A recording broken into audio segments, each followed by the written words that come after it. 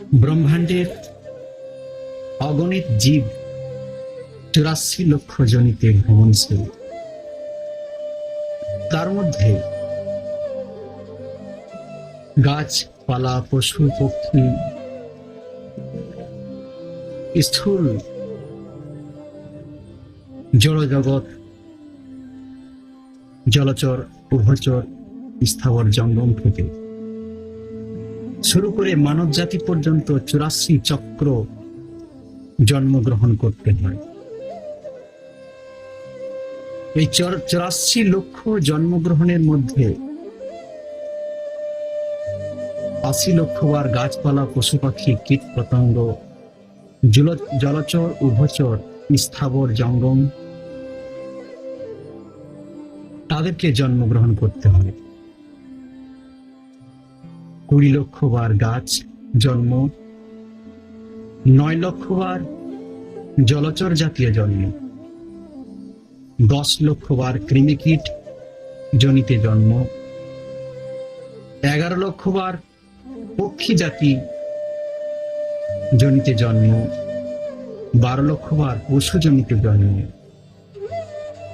এইরূপ 80 লক্ষ বার তাদেরকে জন্ম হওয়ার পর 4 লক্ষ বার মনুষ্য জন্ম প্রাপ্তি হয়। 80 লক্ষ বার সর্বশেষে পশুজনির পর প্রথম মনুষ্য জন্ম প্রাপ্তি হওয়ার জন্য তাদেরকে প্রথমত জঙ্গলে জন্মগ্রহণ করতে হয়।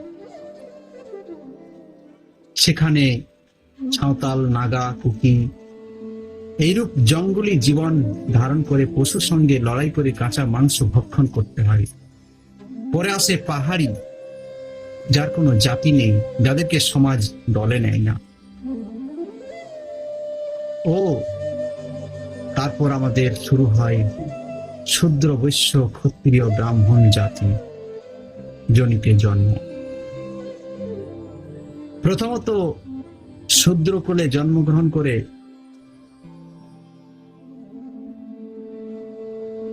এবং তারপর ক্ষত্রিয় কুলে জন্মগ্রহণ করে, তারপর বৈশ্য কুলে, সর্বশেষে শেষ জন্ম ব্রাহ্মণ কুলে জন্মগ্রহণ করতে হয়। একবারই ব্রাহ্মণ কুলে জন্ম করে যদি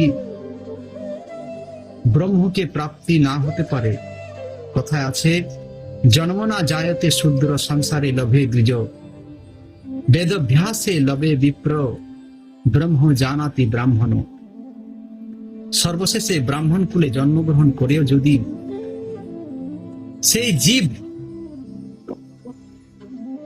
সেই ব্রহ্মকে জানতে না পারে, অর্থাৎ পরমাত্মাকে জানতে না পারে বা ভগবত প্রাপ্তি হতে না পারে, তাহলে পুনরায় তাকে আবার নিজ জনিতে জন্মগ্রহণ করতে হয়। অর্থাৎ আবার গাছ পালা, পশু পক্ষী থেকে, জল জাতীয় প্রাণী থেকে, কৃমিকীট থেকে সমস্ত 80 লক্ষ বার জনি ভ্রমণ করার পর আবার 4 লক্ষ বার মানব জাতিতে পুনরায় ফিরে আসে।